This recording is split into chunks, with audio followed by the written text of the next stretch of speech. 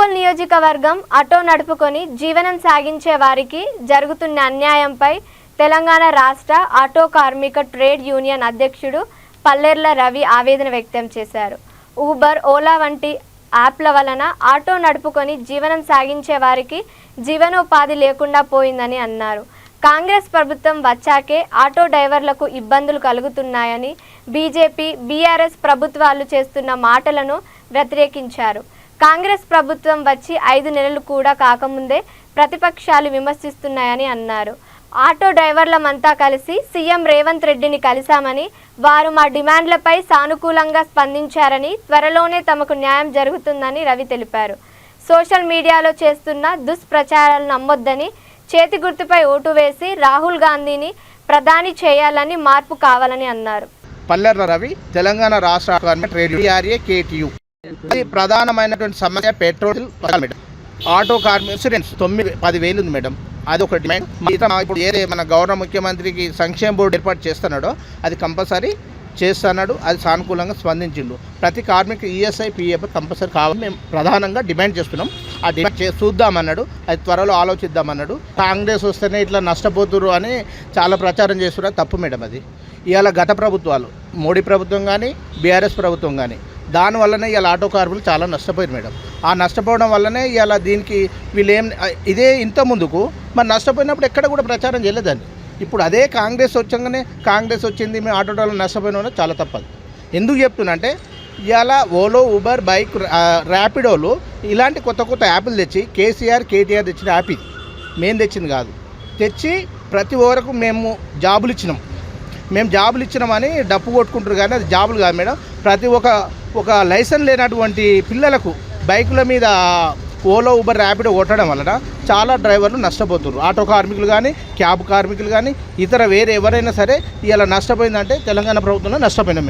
మేము తెలంగాణ వస్తే చాలా బాగుపడతామని మేము చాలా అనుకున్నాం. మేము ఉద్యమాలు చేసినాం, కార్యక్రమాలు చేసినాం. కానీ ఉద్యమంలో కూడా ఏ ఒక్క కార్మికుని కూడా, ఏ ఒక్క ఉద్యమకారిని కూడా కేసీఆర్ కానీ, కేటీఆర్ కానీ, హరీష్ రావు కానీ కూడా పట్టించుకోవడం కారణమే ఇలా రోడ్డున పడ్డది బీఆర్ఎస్ ప్రభుత్వం వల్లనే ఆటో కార్మికులు రోడ్లో పడ్డాం. ఎందుకు అంటే ఇలా గ్రేటర్ హైదరాబాద్లో 1,60,000 పై చిలుకు ఆటో డ్రైవర్లు మేడం. ఇలా ఓలో, ఊబర్ రావాలనే వాళ్ళ కమిషన్లు ఏది కేసీఆర్ కానీ, కేటీఆర్ కానీ వాళ్ళ సమస్య ఇది. వాళ్ళ సమస్య వలన వాళ్ళ ఇన్కమ్ వస్తుంది. అందులో ఒక పర్సెంటేజ్ ఉంటుంది అనమాట. ఒక పర్సెంటేజ్కి ఇప్పుడు మనం 70 రూపాయలు కొట్టినాం అనుకో, 10% అలా పోతుంది, 6% మాకు ఇప్పుడు అట్లా వాళ్ళకు యాప్ ద్వారా చాలా బెనిఫిట్ ఉంది. దానివల్లనే ఇలా వాళ్ళ ఒక సమస్య తెచ్చి ఆటో డ్రైవర్ల పొట్టగొట్టింది మేడం. దీని మీద మేము చాలా ఉద్యమాలు చేసినాం. రవాణా శాఖ కమిషనర్ కలిసినాం. ఒకటే మేడం, ఇలా ఒకటి బీజేపీ ప్రభుత్వం వచ్చింది. పెట్రోల్, డీజిల్ రేటు పెంచి కూడా మాకు చాలా నష్టపోయినాం. Petrol, diesel main. Petrol, diesel పెరిగినప్పుడు ప్రతి ఒక్క నిత్యావసర వస్తువు పెరుగుతుంది. ఆ నిత్యావసర వస్తువు పెరిగినప్పుడు ఎక్కడ పడుతుంది? ఆటో కార్మికునే పడుతుంది, ఒక పేద కార్మికునే పడుతుంది, ఒక పేద ప్రజలనే పడుతుంది. ఆ పెట్రోల్, డీజిల్ పెంచేది ఎవరు? మోడీ ప్రభుత్వం. మోడీ ప్రభుత్వం గద్దె దించాలంటే ఈ పెట్రోల్ రేట్లు తగ్గుతాయి. అదేవిధంగా బీఆర్ఎస్ ప్రభుత్వం వచ్చిందనుకో ఇవాళ అసలు ఇలా నష్టపోతారు ఎవరు? ఆటో కార్మికులు కావచ్చు, ఇలా పేద ప్రజలు కావచ్చు. ఇలా దళిత ద్రోహి ఎవరు? కేసీఆర్, కేటీఆర్. దళితులకు దళిత బంధు అని చెప్పి ఎవరికి వెళ్ళలేదు మేడం. దళిత బంధు, దళిత ద్రోహి ఎవరు? కేసీఆర్. పక్కా కేసీఆర్ నేను ఖచ్చితంగా చెప్తున్నా. ఎందుకంటే ఇలా దళిత బంధు ఇస్తానే చాలా డబ్బు కొట్టిండు. అది ఎక్కడ కూడా ఆయన అనుచరులకు తప్ప ఎవరికి ఇవ్వలేదు మేడం. అది పేద కార్మికులకు ఎవరికి ఇవ్వాలి? అది లేనటువంటి వాళ్ళకి ఇవ్వాలి. ఇలా ఉన్నటువంటి ఒక్కొక్కరికి 20,000, 30,000 కిరాయిలు వచ్చే అటువంటి వాళ్ళకే దళిత బంధు అందింది. అది ఓన్లీ ఎమ్మెల్యే మనుషులకే అందింది. సామాన్య కార్మికులకు ఎవరికీ అందలేదు. అందులో ఇలా ఉప్పల్ నియోజకవర్గం చూసుకుంటే నేను ఒక దళిత బంధు అరుణ్ణి, అయినా కూడా ఉద్యమకారుని, అయినా కూడా నాకు రాలేదు. సరే లేనులోకి వచ్చిన సాలోనే నేను తృప్తి పడ్డా, కానీ ఎవ్వరికి రాలేదు మేడం. అది అక్కడ అసలు దాని విషయమే ఎత్తలేదు. ఇవాళ బెనిఫిట్ పొందిందంటే కాంగ్రెస్ వల్లనే. ఏం బెనిఫిట్ పొందిందని కూడా చెప్తున్నా. ఇవాళ 200 యూనిట్లు అనేది అసలు నిలబడుతున్నా. ఇవాళ గ్యాస్ 500 మెయిన్ కాంగ్రెస్ వల్ల. ఇవాళ ప్రతి కార్మికుడు స్వేచ్ఛగా నడుపుతారు, కానీ కొంచెం బాధగా ఉంటుంది. ఇప్పుడు ఇల్లు కట్టుకోగానే అన్ని జర అప్పులు అవుతాయి.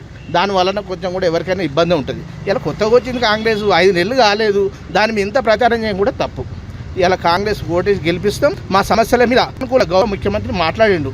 మీ డిమాండ్ మేము ఖచ్చితంగా సాల్వ్ చేస్తామన్నాడు. అయితే సాల్వ్ చేసేదాకా మేము కూడా ఓపిక పట్టాలి. ఆ ఓపిక పట్టక ఇవన్నీ నానా ఇబ్బంది పెట్టి చాలా ప్రచారం చేస్తుర్రు. ఆటోలలో తిరుగుతుర్రు, అందులో తిరుగుతుర్రు. ఇలా ఆటో డ్రైవర్ నష్టపోయిరని. ఎక్కడ నష్టపోయారు చెప్పు? మీ వల్లనే నష్టపోయారు, బీఆర్ఎస్ ప్రభుత్వం వల్ల నష్టపోయారు. ఇలా గ్రామాలలో చూసుకుంటే చాలా ఇబ్బందిగా ఉంది, కానీ ఉన్నది. కానీ ఎట్లా ఉంది?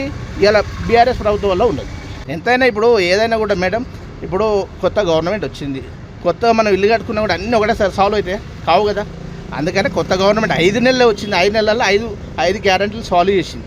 కానీ ఇంకొక గ్యారెంటీ ఇది రైతులు కూడా 2 లక్షల రుణమాఫీ అన్నాడు, అది కూడా సాల్వ్ అవుతుంది. నేను దానికంటే నేనేమంటున్నా అంటే, ఇలా గత ప్రభుత్వాలు ఫస్ట్ టీఆర్ఎస్ వచ్చినప్పుడు ఏం చేసి ఒక ట్యాక్స్ బంద్ చేసింది మేడం.